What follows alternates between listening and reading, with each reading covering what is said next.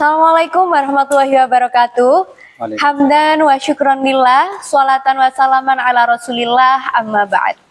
Pemirsa yang berbahagia, pada kesempatan kali ini kita akan berbincang-bincang secara langsung atau sharing-sharing nih dengan dosen Prodi Pendidikan Bahasa Arab. Beliau adalah Ustadz Mustafir MPD. Assalamualaikum Ustadz. Waalaikumsalam. Bagaimana kabarnya hari ini Ustadz? Alhamdulillah masih dalam kondisi sehat walafiat. Alhamdulillah. Jadi begini Ustadz ya, berhubung ini adalah bulan Ramadan, pada kesempatan kali ini kita akan berbincang-bincang sedikit mengenai bulan Ramadan Ustadz. Kalau menurut Ustadz Mustafir nih, bulan Ramadan ini bagaimana Ustadz makna dari bulan Ramadan itu sendiri? Baik, terima kasih waktunya. Assalamualaikum warahmatullahi wabarakatuh. Alhamdulillah wa syukurillah wa la hawla wa la quwwata illa billah, amma ba'du. Alhamdulillah di sore ini kita masih diberikan umur panjang oleh Allah dalam keadaan sehat walafiat sehingga bisa menjalankan puasa Ramadan dengan penuh hikmat secara maksimal. Berbicara tentang Ramadan, dari Ramadan itu sendiri adalah diambil dari kata romidho, ya, yang artinya itu panas atau membakar, ya. Kenapa dinamakan dengan bulan Ramadan? Orang Arab itu biasa memberikan nama terhadap bulan-bulan itu disesuaikan dengan musim yang ada pada saat itu pula. Lah, bulan Ramadan ini disyariatkan pada bulan atau tahun kedua Hijriyah, dan kondisi cuaca pada saat itu khususnya di Jazirah Arab atau di Mekah itu dalam kondisi panas. Bahkan saking panasnya itu hampir membakar kulit seperti itu, sehingga dinamailah dengan nama Ramadan. Kemudian yang kedua, berbicara tentang puasa, yang dari bahasa Arab itu diambil dari kata saum atau siam, ya. Kata siam di dalam Al-Quran disebutkan sebanyak 7 kali. Salah satunya pada surah Al-Baqarah ayat 183 dan 186, ya. Yang mana di Al-Baqarah ayat 183 itu menunjukkan kewajiban berpuasa seperti yang sering kita dengar, ya ayyuhalladzina amanu kutiba alaikumusiyam kama kutiba 'alal ladzina min qablikum la'allakum tattaqun, ya. Di sini redaksinya menggunakan kata siyam. Kata siyam ini sebanyak 7 kali disebar di beberapa ayat, antara lain di surah Al-Baqarah itu sendiri, di surah Al-Maidah, di surah An-Nisa, dan di surah Al-Mujadilah. Sedangkan kata saum itu hanya sekali disebutkan dalam Al-Quran, yaitu pada surah Al-Imran ayat 29, ya. Dari dua redaksi kata saum dan siam ini, beberapa ulama berpendapat terdapat perbedaan makna, bahwa kata siam itu lebih khusus kepada makna puasa dengan menahan diri dari hal-hal yang dapat membatalkan kepada puasa. Sedangkan kata saum itu bermakna yaitu menahan dari dari berbicara. Seperti di dalam surah surah Maryam ayat 29 tadi. Falan ukallimal yauma insiya, itu, ya.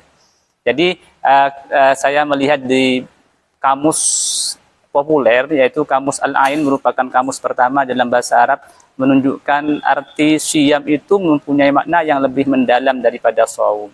Sedangkan saum itu maknanya yaitu menahan dari hal-hal atau dari berbicara. Sedangkan siam menahan atau menghindari dari hal-hal yang dapat membatalkan puasa. Walaupun di beberapa hadis Nabi atau Rasulullah menggunakan berbagai atau keduanya di redaksi hadis-hadisnya, ya, baik kata siam ataupun saum. Artinya di sini sebenarnya pada hakikatnya tidak ada makna yang begitu berbeda antara makna saum dan siam. Itu terkait dari aspek bahasa, terkait arti daripada saum itu sendiri atau puasa. Itu kalau saya mengutip dari kitab Fathul Mu'in, ya, Apa itu shaum? Yaitu al-imsaku an syai', yaitu menahan atau mencegah dari sesuatu. Adapun dari segi dari segi pengertian syara, shaum itu yaitu al-imsaku anil akli wasyurbi wa ghasani an-nisa'i minal fajri ila ghurubi syamsi, yakni qurbatan lillah atau ihtisaban lillah.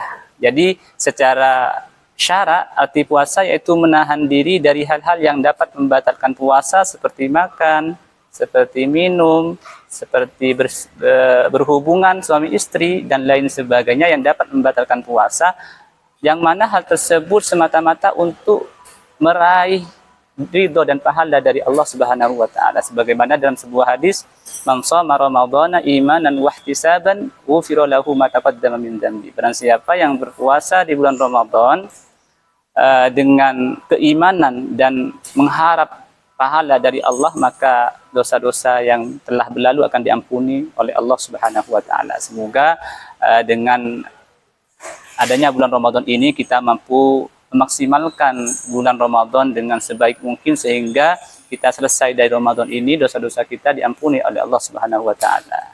Itu Mbak Sofi. Ya, baik, terima kasih. Baik Ustadz, kalau berbicara tentang bulan Ramadan, di bulan Ramadan ini kan kita harus memperbanyak amalan ibadah ya, karena bulan Ramadan ini adalah bulan ladang pahala begitu.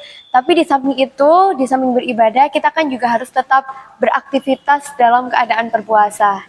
Jadi gimana nih Ustadz cara menyeimbangkan antara ibadah dan pekerjaan ataupun kewajiban-kewajiban yang lainnya.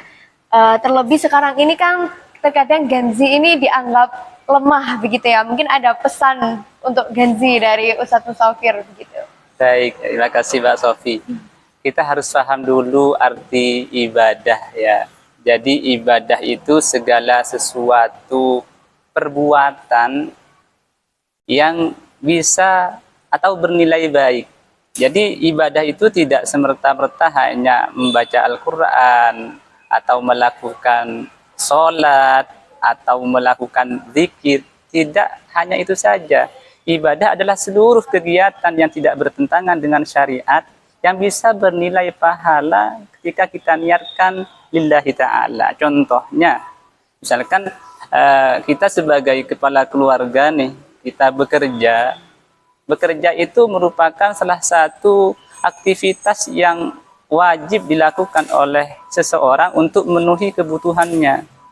Nah, itu semua kita niatkan untuk ibadah. Maka hal tersebut bernilai pahala. Sama halnya dengan kita mengaji. Ya, mengaji itu misalkan membaca Al-Quran itu hukumnya sunnah. Ya, sedangkan bekerja mencari nafkah itu wajib. Tentu hal yang bisa atau harus kita utamakan adalah bekerja atau mencari nafkah seperti itu. Jadi kita harus paham dulu apa arti ibadah. Maksud di sini kita mengisi bulan-bulan Ramadan dengan kebaikan-kebaikan, tidak semerta-merta hanya kebaikan mengaji atau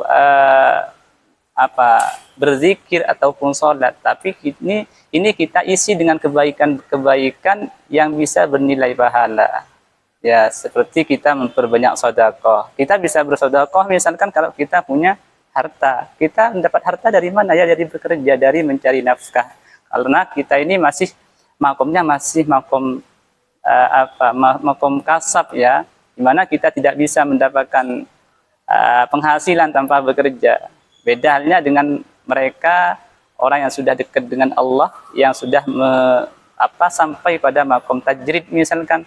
Jadi mereka sudah fokus ibadah, harta, kemudian kebutuhan itu datang dengan sendirinya. Jadi kita sebagai generasi Gen Z ataupun generasi milenial ataupun generasi apapun itu menilai ibadah itu tidak semerta-merta hanya yang sifatnya ritual ya, tapi sesuatu yang sifatnya sosial juga bernilai ibadah, kebaikan-kebaikan seperti itu Mbak Sofi ya. Baik Ustadz, untuk selanjutnya nih mengenai bulan Ramadan juga, ini kan ada kewajiban untuk membayar zakat fitrah. Baik. Ataupun disunahkan juga untuk bersedekah. Nah, gimana sih Ustadz peran sedekah dan zakat fitrah ini di bulan Ramadan? Ya, kata sodakoh di dalam Al-Quran itu, kata zakat itu disebut juga dengan kata sodakoh. Ya, makanya di sini ada sodakoh sunnah, ada sodakoh wajib.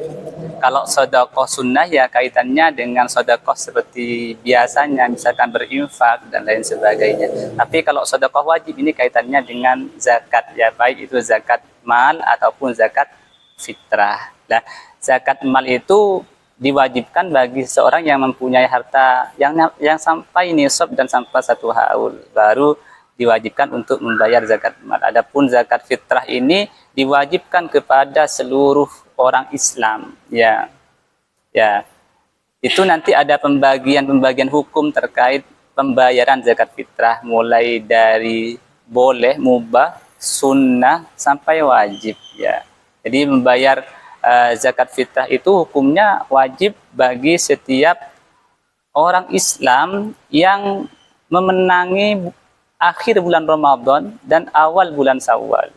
Ya, maka dia wajib menunaikan zakat fitrah.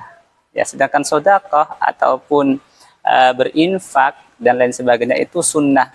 Dan ini sangat dianjurkan lebih-lebih di bulan Ramadan, sebagaimana suatu ketika Nabi itu ditanyakan oleh sahabat, ayyu shadaqatin afdal. Maka Nabi bersabda, as-shadaqatu fi syahri Ramadan. Ya.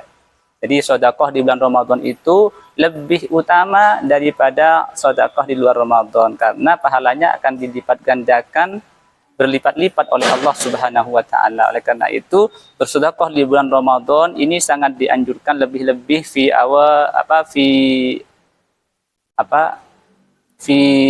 ashir awakhir, di 10 akhir Ramadan, ya.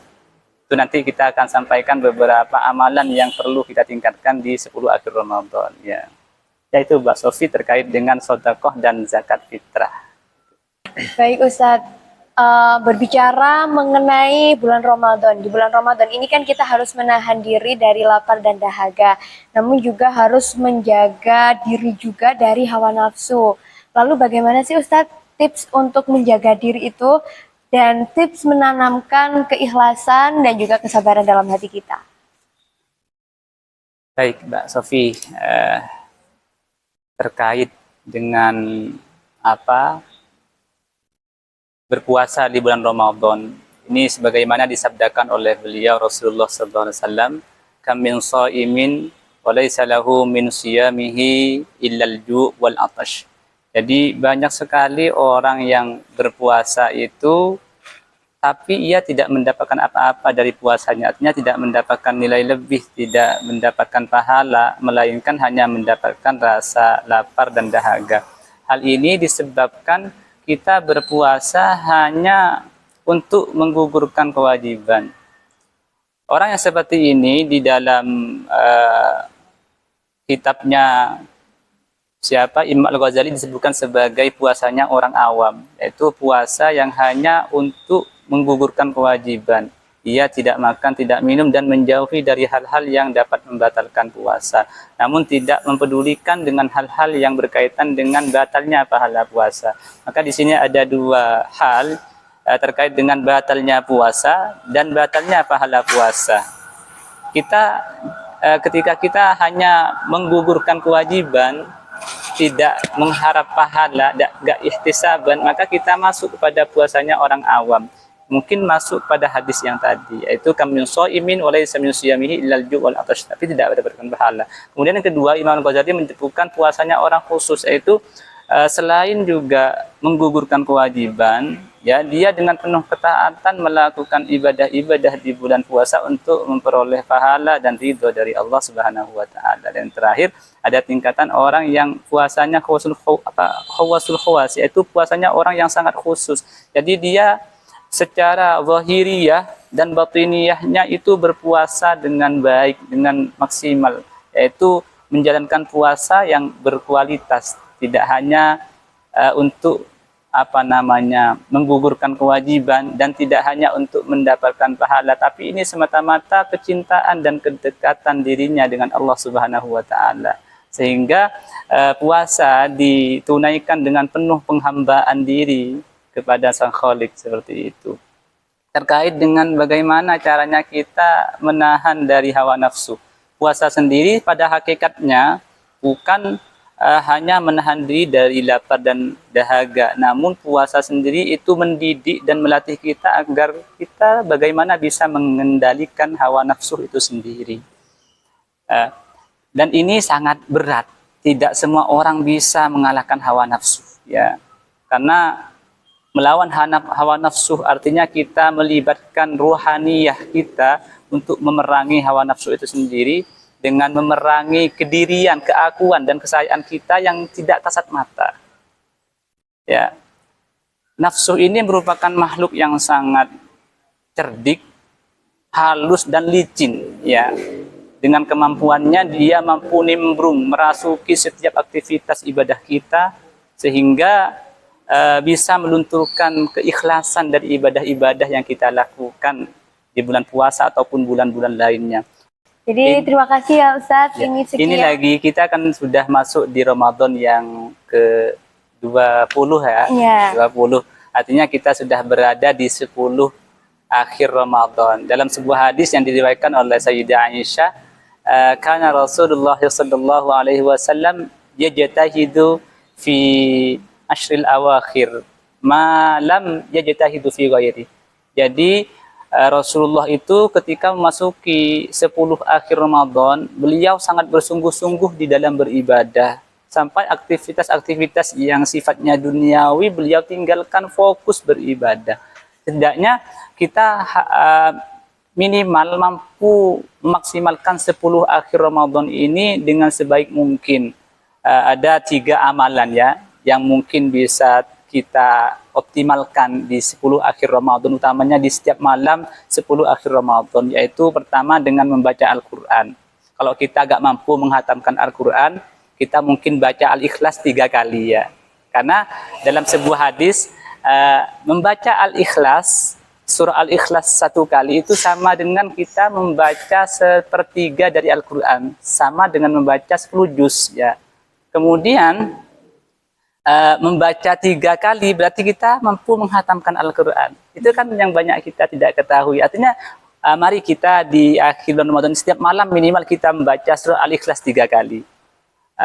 Siapa tahu ketepatan malam itu adalah malam Lailatul Qadar, yang mana malam Lailatul Qadar itu lebih baik daripada 1000 bulan. Kalau kita akumulasi atau kita hitung ke tahun berarti sekitar 84 tahun kita melakukan menghatamkan Al-Quran dengan surah Al-Ikhlas yang 3 itu. Maka jangan lupa itu. Itu hal kecil tapi pahalanya sangat besar. Mungkin umur kita nggak ada yang sampai 84, mungkin ya 60 atau berapa sudah meninggal duluan. Tapi amal kita sudah melebihi itu semua. Kemudian yang kedua, bersedekah. Seperti yang saya sampaikan tadi, khairu shadaqati yakni fi Ramadan. Sebaik-baiknya sedekah adalah pada bulan Ramadan. Mari kita walaupun dengan 1.000 rupiah atau 500 rupiah mungkin ya, kita mampu bersedekah ya di setiap malam itu. Siapa tahu ketepatan dengan malam Lailatul Qadar juga, maka pahalanya kita akan dicatat seperti bersedekah selama 84 tahun. Nah, subhanallah ini ya. Kemudian yang ketiga, qiyamul lail, salat malam walaupun 2 rakaat yang dikerjakan secara maksimal tentunya. Itu 3 amalan yang mungkin bisa kita maksimalkan di 10 hari terakhir dari Ramadan ini.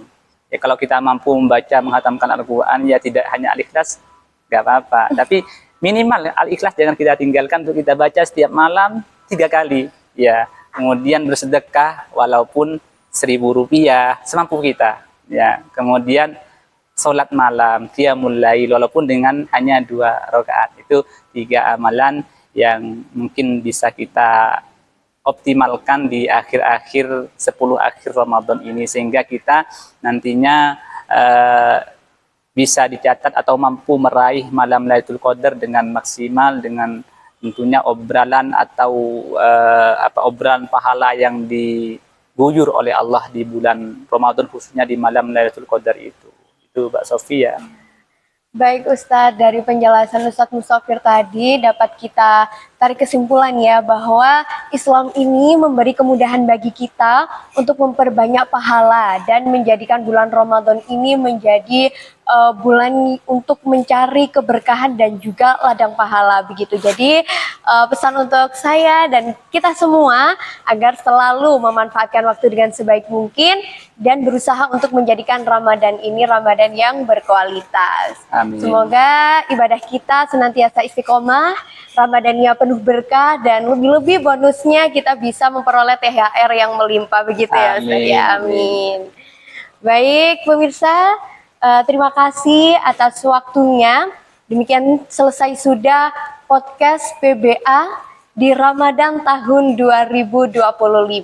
Saya Sofi Aulia mohon pamit undur diri. Terima kasih. Wassalamualaikum warahmatullahi wabarakatuh. Waalaikumsalam warahmatullahi wabarakatuh.